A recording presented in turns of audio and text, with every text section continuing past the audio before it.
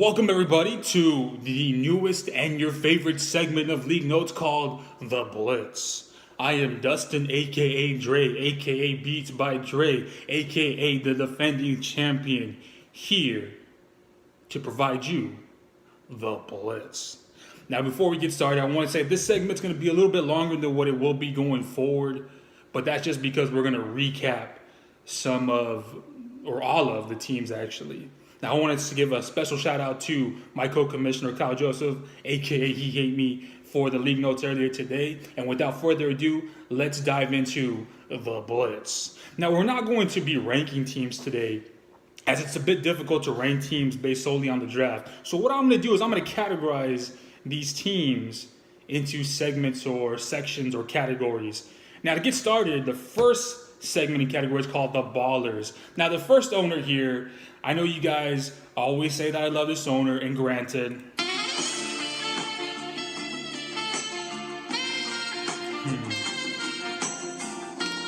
I can't help it. This owner is a baller. He's a perennial playoff contender, proven by his track record. Now, most owners would succumb to the McKinnon injury. And if you haven't guessed who the owner is, it's Mr. Steal Your Girly, by the way. Like I said, most owners will succumb to the McKinnon injury. But what does this owner do? And what makes him a baller? He goes out and gets Morris, and he goes out and gets Connor.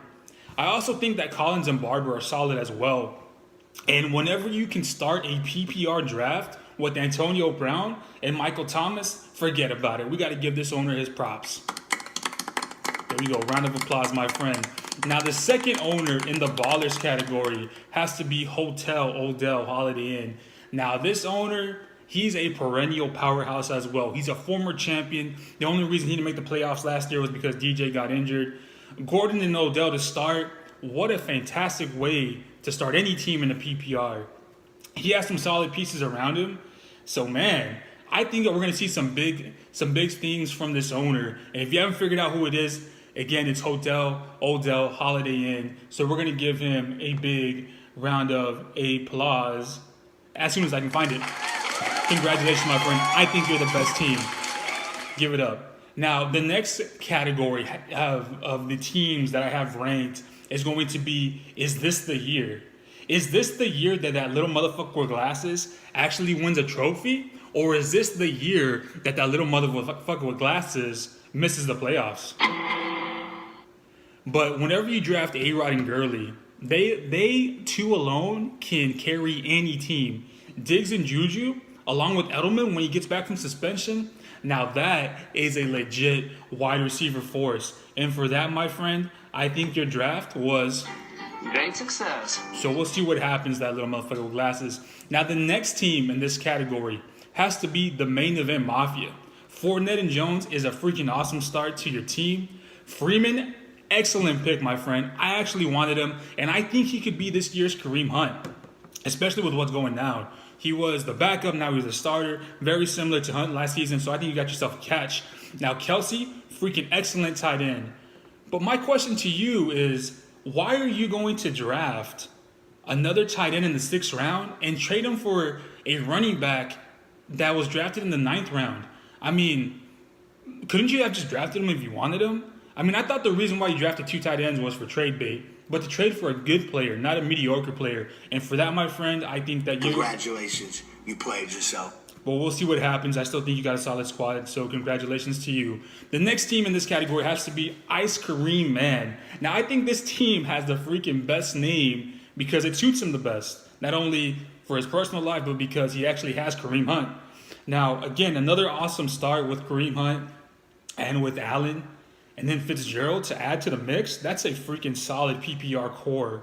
However, at running back 2, sorry, I just have to laugh because I'm thinking about his running backs. It's a big. Henry, he could be solid, but with Lewis, and with no true running back 2 depth, it seems like this is this team's calling card. He never has running back depth, but we'll see what happens. Now, the next team in this category is He Hate Me. Now, this owner could possibly be a visionary by taking DJ over Bell. And he also has 2 freaking studs at wide receiver with wide receiver 1 pedigree in Hilton and in Baldwin. But the question is, will Miller's volume allow him to actually produce even though he's not very talented? Will Baldwin's knee hold up? Will Penny pop? Will Ingram come back to last season's form? But I will say that the trade that he did actually salvaged his team. Another savvy move by this owner. And the only thing that I can think of whenever I think about this trade, and I think what was running through his mind with the other owner was a big... where the fuck is it? I think it's right here. Got him! And that's, I think, what he told the other owner on that trade. Now, the next category of teams has to be the teams that are on the fence. Now, it has to be Zeke's squad. I like Zeke and I like Adams. In my opinion, Mixon has boomer bust written all over him. But Allen could be the guy.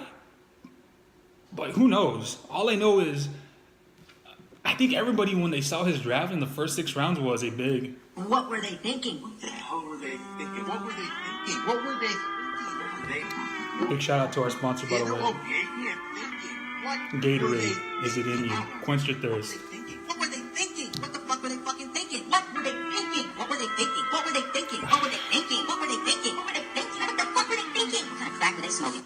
Pretty much, right? I mean, if you're going to invest in 2 tight ends, at least get one that has some sort of juggernaut upside. I can't see that with the 2 tight ends that he drafted.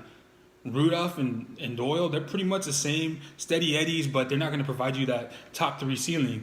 And then picking up Gates, I mean, what are you trying to do? Are you trying to hoard the tight end market? I mean, you know you're my boy and all, but damn, man, like when I think about the 3 tight ends that you have in your squad as opposed to building that somewhere else, I just think,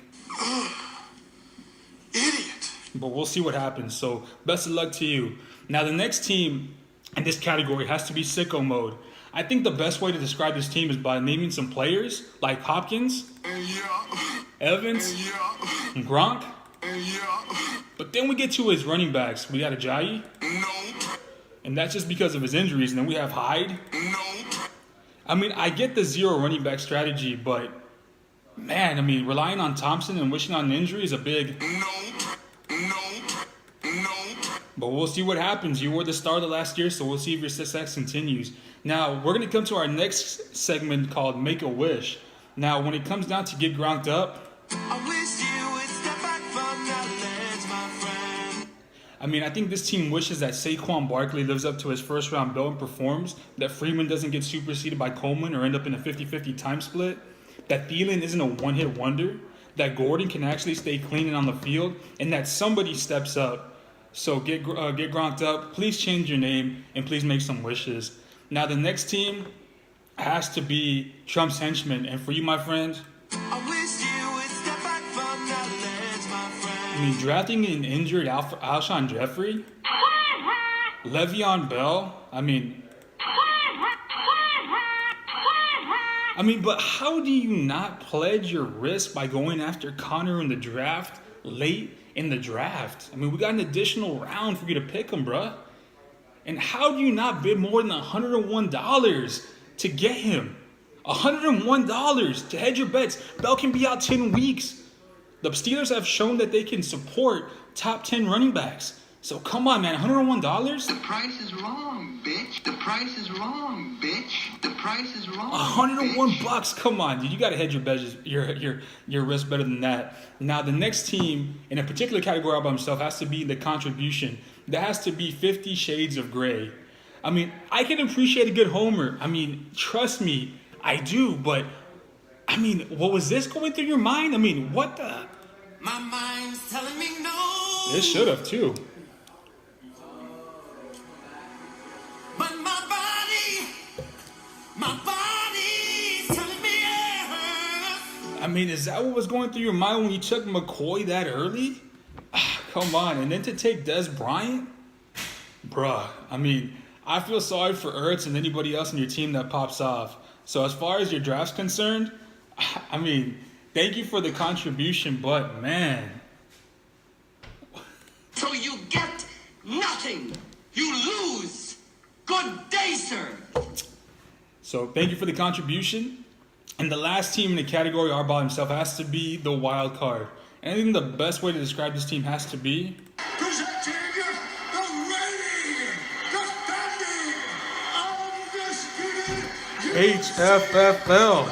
heavyweight champion of the world. Has to be your boy, BLITZ by Dre, defending champion, the wild card. He's showing he can be a winner. He's showing he can be a loser. Say what you want about his running backs. Say what you want about his wide receivers. We'll see what happens. But thanks everybody for watching this version of the Blitz. Catch y'all soon.